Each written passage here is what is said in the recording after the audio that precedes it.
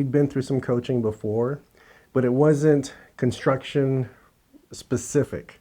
This coaching is construction specific. So everything that we're learning or that we learn at the workshop or learning today, it's all relevant, all of it.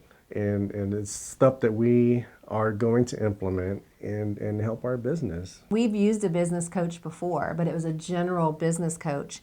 And we would even say, gosh, we're so far behind on estimating because they take hours and hours to do, and we have all these leads coming in, and we're going and doing all these, appointments with clients, estimate appointments, but then to give them a written estimate, we're so far behind that it's taken a month to 6 weeks, and we're losing business that we shouldn't be losing because we don't have the time. And his only thing to us was, well, Joe, you have to make the time. And it's like, but there was no, There's no more time.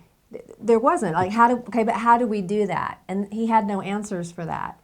And so this program being very specific, they understand, they speak the same language that we speak, they've done it. It's so much nicer to be able to talk to somebody and bounce ideas off of that is actually knowledgeable about what you're doing, on what your goals are, and how to get there and not make any guesses.